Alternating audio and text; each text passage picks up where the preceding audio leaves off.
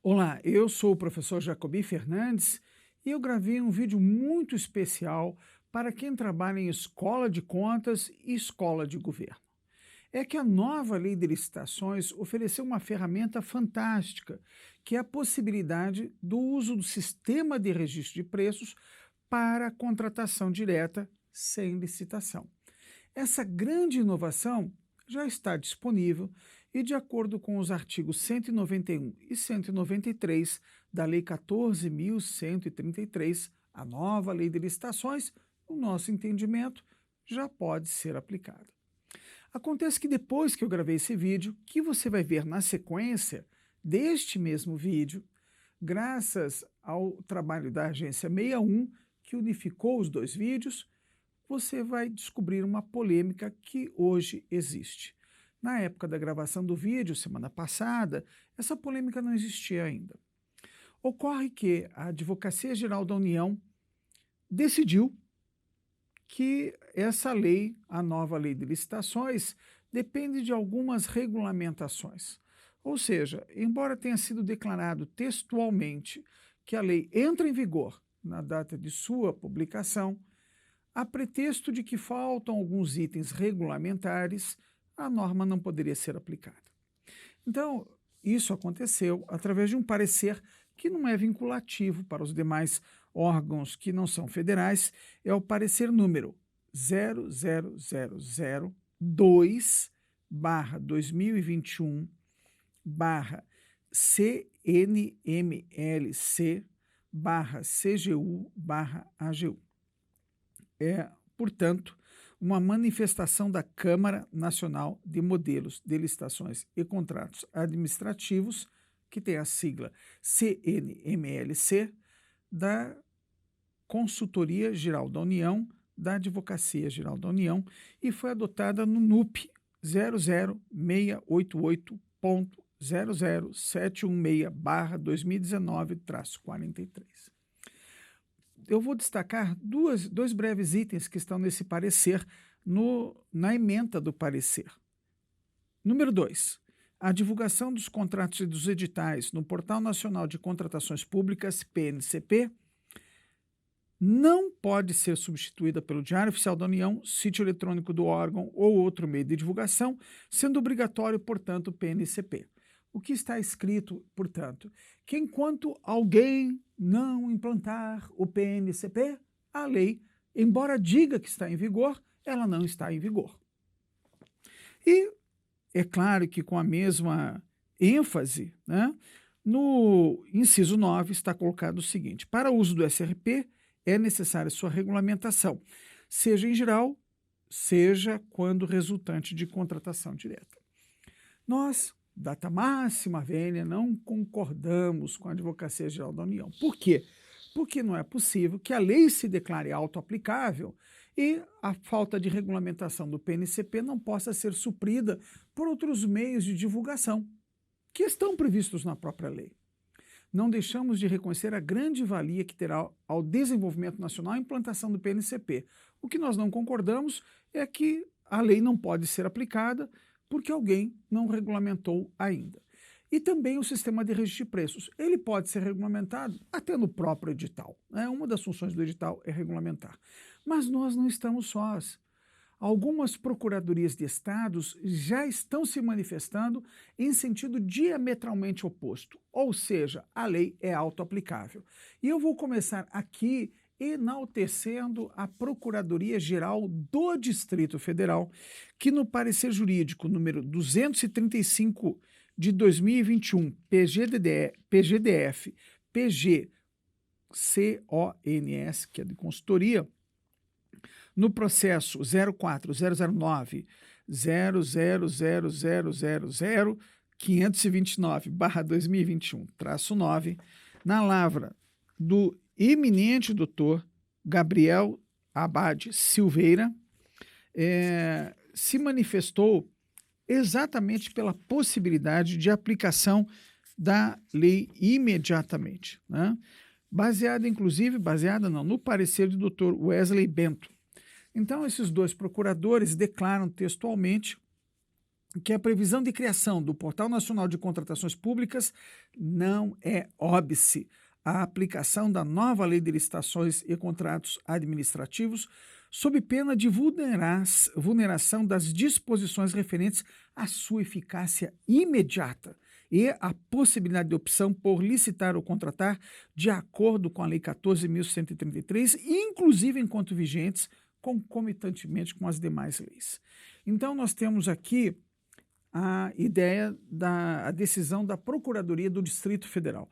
E na mesma linha, a Procuradoria-Geral do Estado do Rio Grande do Sul, que no parecer 18.761 de 2021, define que é possível a realização de procedimentos com base na Lei 14.133 desde a sua vigência, 1º de abril de 2021, conforme artigo 194, inclusive dispensas e inexigibilidades de licitação, devendo ser necessariamente atendidos os requisitos da nova lei, vedada a sobreposição de regimes. Né? Então, nós temos aqui duas manifestações e também temos a manifestação do Estado do Rio de Janeiro, que não temos aqui em mãos nesse momento.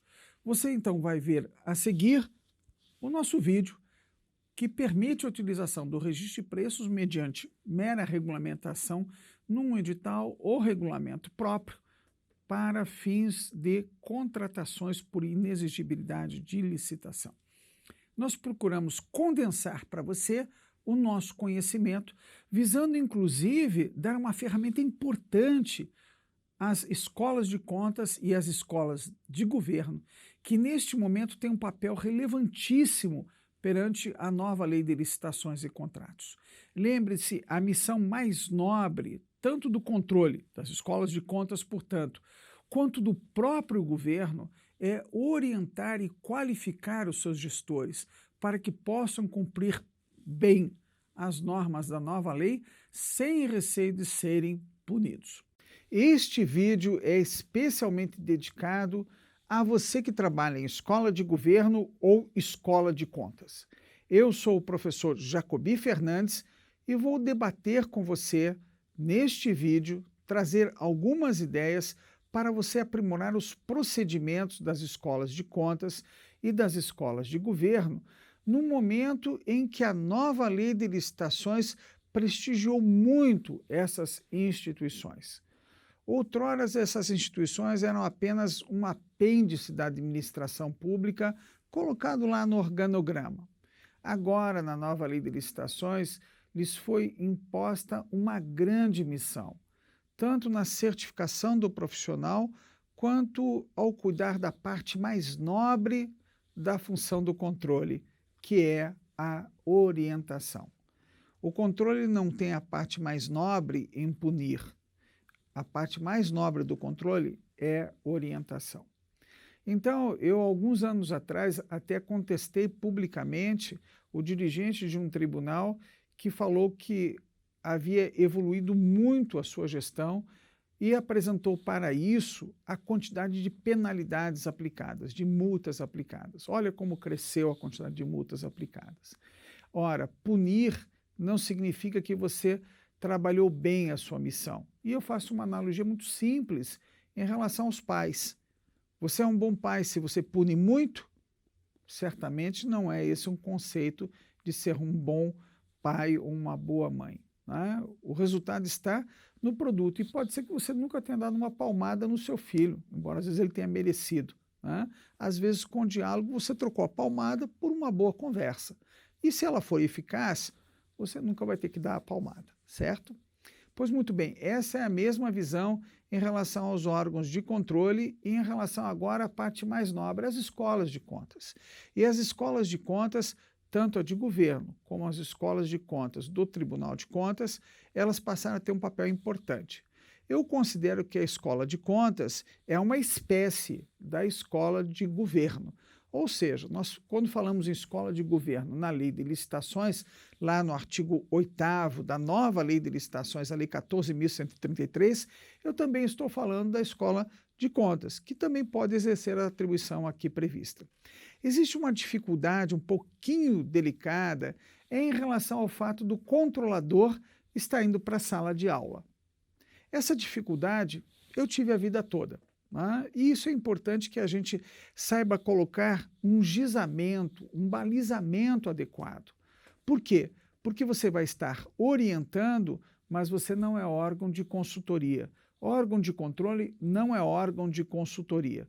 A lei, inclusive, estabelece a nova lei que vai ter que, o órgão de controle vai ter que apoiar a comissão de licitação. Veja que apoiar não é chegar ao agente da contratação e dizer assim, faça isso ou faça aquilo. Apoiar é diferente. O senhor conhece, controlador, algum precedente em relação a essa dificuldade que estou atravessando? Conheço. Tem aqui jurisprudência sobre esse tema, a mesma dificuldade que o senhor está atravessando. O senhor pode até citar essa jurisprudência, mas você não pode, a partir da função de controle, tentar dizer o que deve ser feito. O órgão de controle não é o órgão que decide, não é o órgão executivo. Por isso, todos nós, inclusive o Supremo Tribunal Federal, tem um acórdão falando que o órgão de controle não pode ser o engenheiro de obra pronta. Aquele que, uma vez concluída a obra, comparece ao empreendimento para apontar o que está errado. Não pode ser só assim, porque tem que haver um compromisso da gente respeitar aquele que está decidindo naquele momento e, inclusive, considerar as dificuldades que teve no processo decisório. Claro que todos nós, na vida, somos capazes de tomar uma decisão melhor depois que aconteceu um episódio. Puxa, devia ter feito aquilo, devia ter feito tomado aquela outra decisão. Mas nós temos que considerar as dificuldades que o gestor tem na hora da decisão. Por isso, o órgão de controle nunca será o órgão que vai decidir, mas ele pode sim ser aquele que apoia. Como eu apoio quem vai decidir?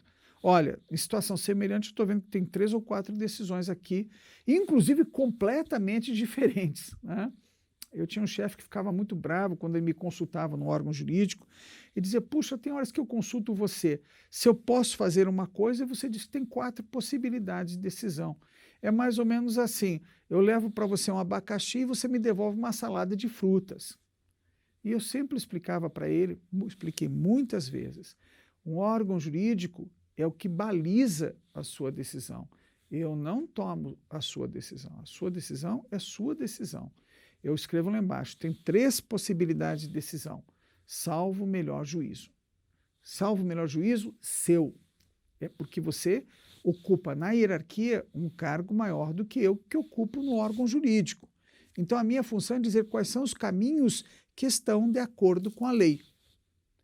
E como nós dois envelhecemos nessa função, eu e ele, um dia ele falou assim, eu queria muito ter sua opinião quando você me dá 3 ou 4 caminhos. E eu falei, chefe, o senhor sempre teve, porque eu coloco na ordem da minha preferência. Mas você nunca escreveu isso. Eu disse, é verdade, eu nunca escrevi isso. Então eu passei a escrever isso. A ordem das soluções propostas reflete a preferência deste parecerista. E aí ele ficou muito feliz. Existe sempre um caminho para a gente encontrar uma solução melhor todos os dias. Vamos então ler um dispositivo da lei bem interessante sobre essa situação especial das escolas de contas e das escolas de governo. Artigo 7º. Caberá à autoridade máxima do órgão ou da entidade, ou quem as normas de organização administrativa indicarem, promover gestão por competências e designar agentes públicos para desempenho das funções essenciais à execução desta lei, que preencham os seguintes requisitos. Inciso 2. Tenham atribuições relacionadas a licitações e contratos, ou possuam formação compatível ou qualificação atestada por certificação profissional emitida por escola de governo criada e mantida pelo poder público. Como você observa, agora a designação tem que ser bem definida. Primeiro, eu vou designar alguém que tenha a atribuição de, por exemplo, promover licitações. Pode ter na estrutura administrativa um cargo, assistente de administração, ou, por exemplo, técnico em atividade administrativa.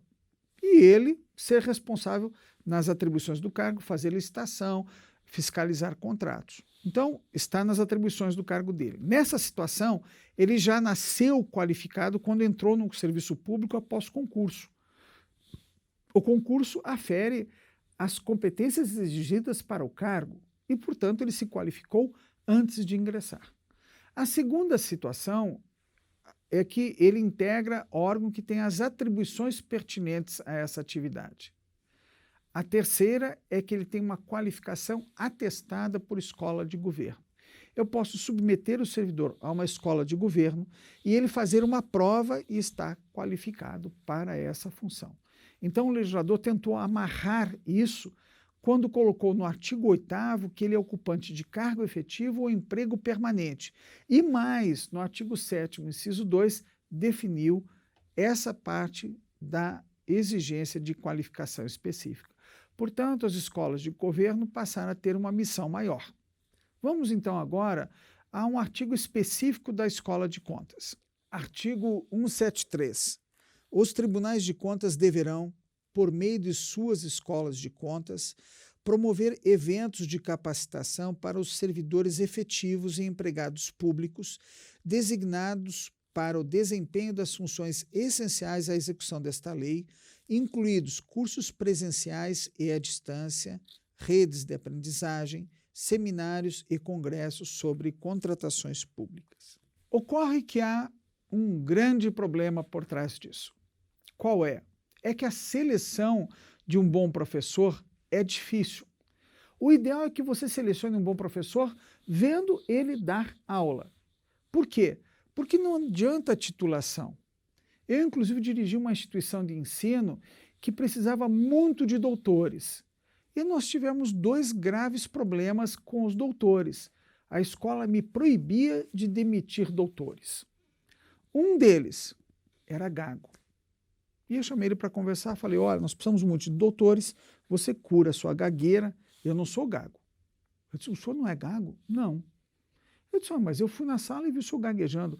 Eu só gaguejo quando vejo mulher bonita. Já viu? Ele pode ficar na sala de aula? Não pode, né? Então eu falei, trate do seu problema de gagueira, né? Então, veja só. E o segundo é que, embora ele tivesse uma grande titulação, ele não tinha respeito com os alunos, né? E essa falta de respeito beirava a qualquer momento a questão de assédio, a questão, coisas assim que não se faz mais há 100 anos no nosso país. Aliás, já não se deveria fazer há 100 anos atrás, né? Infelizmente, eu tive que dispensar os 2 doutores. Então, como você seleciona um professor? Na sala de aula, tá certo? Eu, inclusive, presenciei um tribunal de contas que dispensou um excelente professor de renome nacional porque ele entrava na sala de aula de um tribunal de contas falando mal do tribunal de contas. O pessoal saía todo mundo deprimido buscando um psicólogo para se tratar, né? Pois muito bem, a magia de ensinar e aprender não está nos diplomas. Certamente não está. E certamente não está só no aluno ou só no professor. Tem que estar em ambos, e ambos têm que fazer essa magia acontecer. Às vezes, quando o aluno não ajuda, o professor pode ser excelente e fazer ele ajudar, tá certo? Então, essa magia, e como é que nós selecionamos essa magia? A lei colocou que treinamento está entre os serviços técnicos profissionais especializados. E fez isso lá no artigo 74, ao elencar as atividades em que cabe notório especialista. As escolas de contas e as escolas de governo enfrentam diuturnamente um grande problema: como selecionar esse profissional. Imagine que você vai selecionar um profissional, e é um serviço, ok? Por mais nobre que seja, a lei classifica como um serviço. Treinamento é um serviço. E você vai selecionar e você vai fazer licitação? Pode fazer licitação. Se você colocar uma etapa, dando aula, e colocar uma comissão julgadora, perfeito. É um bom professor. Você não tem como aferir que ele é um professor justo na hora da prova. Ele tem que ser um professor completo. Ah, não precisa avaliar conhecimento. Então não precisa saber se ele trabalhou em prova operatória, nada disso. Ele pode dar aula, é suficiente. Ele tem que avaliar conhecimento, ele tem que saber produzir uma prova, né? E eu costumava dizer, quando eu trabalhei numa instituição de ensino, o professor chegava todo orgulhoso na sala do refeitório e disse assim, não tive nenhuma nota acima de 5. Sim, acima de 5 é de 0 a 10? É. Puxa, então o senhor é um péssimo professor. Não, eu disse, claro que é um péssimo professor, porque eu não posso imaginar que 100% dos seus alunos tiram abaixo da metade da nota necessária, tá certo? Então, o erro está no senhor, não está nos alunos, vamos refazer essa prova. Agora, nas escolas não se costuma fazer isso, porque gera-se um certo temor com o professor que dá nota baixa, né? Isso não tem mérito nenhum, isso é um grande demérito público, é que ninguém tem coragem de falar para ele, porque senão ele vai dar 0 na prova, né? Agora, a direção tem o dever de falar isso. Então, como escolher esse professor? Então, uma ideia é essa, é você colocar lá, por exemplo, o artigo 75, inciso 2, que você pode fazer a licitação dispensável. Professor, mas esse limite é só 50 mil, e a gente gasta mais de 50 mil por ano. A novidade está no fato de que há uma jurisprudência antiga do Tribunal de Contas que fala que, no caso de cursos, esse valor você afere por disciplina e por especialização. Por exemplo, direito administrativo. Eu não vou comparar com o professor de direito de contabilidade. Eu posso gastar 50 mil reais em direito administrativo e mais 50 mil sem licitação com o professor de contabilidade. Mais um detalhe, o direito administrativo é muito amplo. Servidor público. Normalmente o professor que conhece bastante de servidor não conhece muito de licitação, ou não conhece muito de contratos, ou não conhece muito de PPP. Então você está vendo a jurisprudência do TCU respondendo consulta, se firmou em 1995, afirmando que esse valor você afere por matéria. Então, é isso, você tem uma porta muito grande para fazer uma convocação pública, colocar o professor em sala de aula, verificar se ele é muito bom e registrar o preço. Opa, registrar o preço? Isso. Numa playlist nossa, nós tratamos de contratação direta por registro de preços. Artigo 82, parágrafo 6º. Você pode registrar o preço. E pode fazer isso para mais de uma escola de governo, ok? Você registra o preço. A outra hipótese é você contratar um notório especialista. Aquele sujeito que cobra 80 mil reais por uma palestra. Tudo bem, está pouco caro aí mesmo, mas imagina a ideia de que ultrapassou o limite de 50 mil. Né?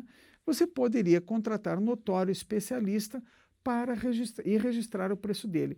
Aí não seria pelo 75, inciso 2, o fundamento, mas pelo artigo 74, inciso 3. Não precisa ser ultrapassar os 50 mil, eu falei aqui brincando. Vamos imaginar 15 mil, 30 mil, 50 mil. Há notícias na mídia especializada de profissionais que cobram 50, 60 mil reais uma palestra. Pois muito bem, eu não estou avaliando se isso é certo ou errado, eu estou instrumentalizando você para fazer um bom trabalho. E aí você poderia registrar o preço também desse profissional e convocá-lo sob demanda. Diferentemente do que ocorria na 8666, em que você faz todo um processo para selecionar um professor para vir dar uma palestra uma vez e depois joga aquele processo lá no canto e vai copiar ele quando precisar novamente fazer a contratação desse profissional. Agora, na nova lei, você registra o preço uma vez só, por ano, e chama ele 3, 4, 5 vezes para dar aula. Olha que coisa boa. Eu posso, inclusive, chamar um notório especialista para ele fazer uma apostila do curso para você, pedir um material didático. Então, você agora tem muito mais ferramentas. Eu acredito realmente que o artigo 82, parágrafo 6º, vai ajudar muito você que trabalha numa escola de governo ou numa escola de contas e que passou agora a ter, de uma forma muito enfática, a questão da possibilidade de orientar a administração pública, sabendo sempre que aquele que orienta não deve sentar no banco daquele que decide. Né? Nós temos que separar esses papéis para cumprir adequadamente a nossa missão. Com essas palavras, eu encerro este vídeo e convido você a se inscrever no nosso canal, compartilhar com os nossos amigos, Porque acredito mesmo que quando você faz isso, você está ajudando a aperfeiçoar a administração pública, levando boas ideias para o cumprimento de boas leis.